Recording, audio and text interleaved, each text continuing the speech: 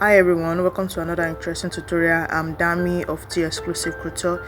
In our tutorial today, we'll be learning how to draft this beautiful blazer dress with side gathers and halter neck, and also the stylish back neckline. So if this is what you are looking at to learn, please stick to the end of the tutorial. So this tutorial was requested by people on my WhatsApp group, so here is it. If you are joining us for the first time today, thank you for joining us, and don't forget to click the subscribe button, turn on the notification bell to get notified anytime you have new tutorial. For returning subscribers, thank you for always coming back. If you'd like to join our WhatsApp group, the link will be in the description box. So if this video is helpful, please don't forget to click the like button, comment if you have any question, and also share the tutorial. So thank you for joining us today, and let's get started.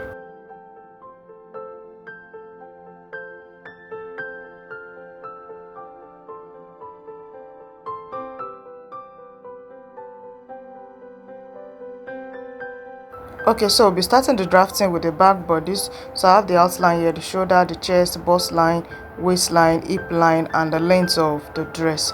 So now we're going to start by imputing our measurement. So on the shoulder line now, you input your shoulder divided by 2. You mark the same thing also on the chest line. Then you connect the two lines together. So from shoulder line, you step down by 1 inch for the shoulder slope and connect it to 3 inches neck width. So you connect the lines together now. So on the waistline now, we are going to go in from the center back by 0.75 but for the sway back, and you blend it into the center back line and also to the hip line as seen like this. So then we can go ahead to start imputing all of our measurements. Bust divided by 4 on the waistline. You impute your waist divided by 4. Then I added 1 inch as my dart allowance. On the hip line, the hip divided by 4, which I also measured on the length of the dress. Then we'll go ahead and connect all of the lines together as seen like this. So after connecting the sides together, you go ahead to measure the bust span line. Your bust span divided by 2, that's the nipple to nipple line. So you start from the bust line down to the hem and you connect all the lines together like this. So this is going to serve as our dart line. We added 1 inch as our dart allowance, so we are going to be dividing it on both sides. That's 0.5, and it's going to be stopping 4 inches below the waistline. So you just go ahead and connect the dart legs together like this. So then for the armhole, whatever you have on your armhole, you divide it by 2, then you step down by 1 and go in by ½ inch for the back armhole to have a perfect armhole curve for the back. So go ahead and also connect it together. The back neck depth will be 1.25, so you go ahead and connect it. So the reason why we drafted the back bodice is to be able to measure the neckline. So you just go ahead and measure it like this, and you're going to write it somewhere. So I got 3.75. So the next thing to do now is to mark the back design that we have on the back bodice. So now from the chest line, you are going to be stepping down by like 3 or 4 inches depending on how deep you want it to be. So for mine, I stepped down by 3 inches, by 4 inches, and I went ahead to connect it to the chest line as seen like this. So you can use your free hand or you can use your curve rule to connect these two lines together. So once you are done with this now, so from that line, the back to the neckline, we have like a strap that comes on both sides. So we are drafting for one side now. So from the center back on the neck area, you go in by 1.5. Then you are going to be connecting it to the low neck that we drafted here, this one here. So then you measure the wideness you want the strap to be, maybe like 1 or 1.5. So you also connect it like this. So this is going to be the back strap that we have for the back body. So by the time you mirror it, you have it on both sides. Once you are done with that now, we can go ahead to cut out our pattern.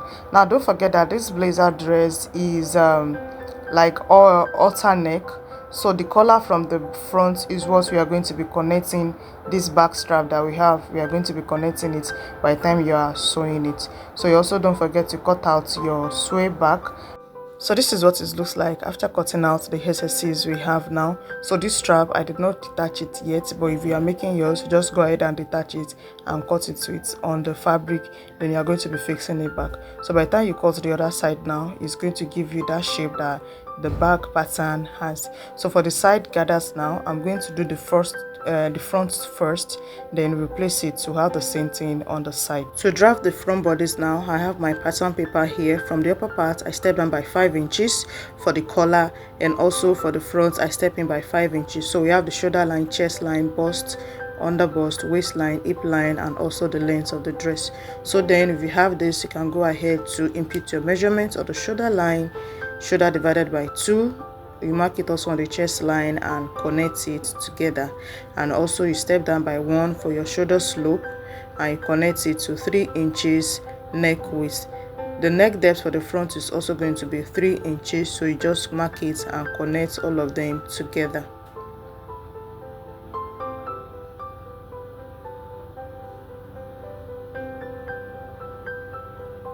So on the bust line, you input your bust divided by 4, you mark it. On the waistline, your waist divided by 4, then I added 1 inch as my dart allowance.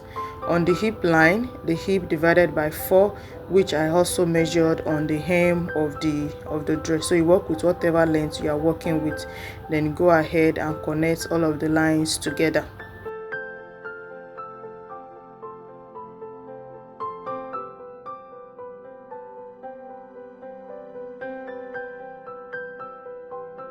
Once you are done connecting now, you go ahead and measure your bust span measurement divided by 2. From the bust line, you measure it down to the length of the dress and also connect it together.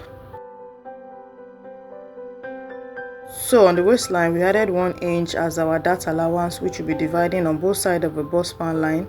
It will be stopping ½ inch before the bust point and 4 inches below the waist line, so you connect it together. So here I was also supposed to just go ahead and mark my bust dart, but I did not remember to do it, but towards the end I remembered and I was able to just impute the bust dart. So the next thing now is to mark out the lapel collar. So now the collar is going to cut through from the neckline for the neck width to 1½ inches below the bust line. So from the bust line, step down by 1½ inch. So from that point, you are going to mark your front button allowance of 0.75 down to the hem. So go ahead and connect the button allowance together like this. After marking down the button allowance now, you go ahead and connect the lapel neckline from that 1.5 below the bust point to the neck area, and you extend it also out. You connect it as seen like this. So once you are done with the connection now, on the neck width, the neck depth, you can extend it out for the wideness of the lapel. So I use 3 inches, but it's quite wide. If you don't want yours to be this wide, you can use like 2 inches. Then you are going to connect it to the that point below the bust area. So after connecting together like this, now for the neck, the height of the collar for the neck, we know we measure 3.75. so from the shoulder line, you step up by 3.75, you mark it. Then on that 3.75 line, you go out by 0.5 and blend it back to the shoulder area with this side of the curve rule like this. So this is just going to make the collar to be more relaxed.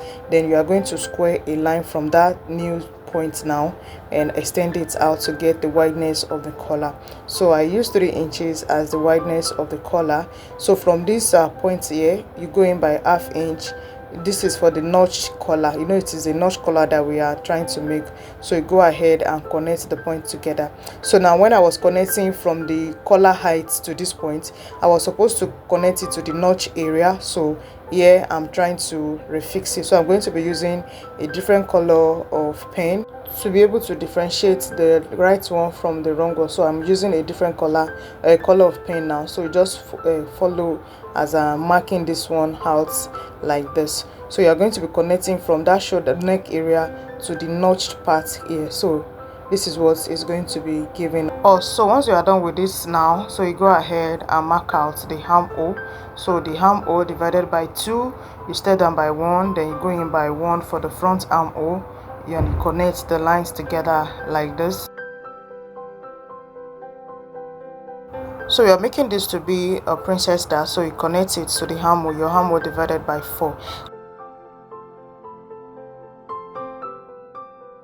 So So this is where I remember to put the bust dart. So I did bust the difference of 1.5 and I connected it to the bust point as seen like this. So the next thing to do is to mark out the side we are going to be using for the gathers. So I'm using the bust span line at the spaces that we have in between, and the other side is where we'll be using for the side gathers. So from the waistline now, you blend it down to the dart point like this. I highlighted it here so that we can see it very well. So once you're able to get the side now, so you go ahead and divide the spaces we have there.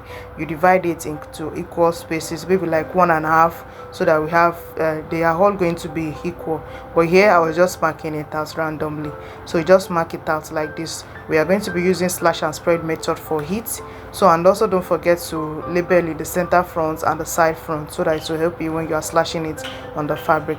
So this is what our front pattern is looking like. We can go ahead to cut it out.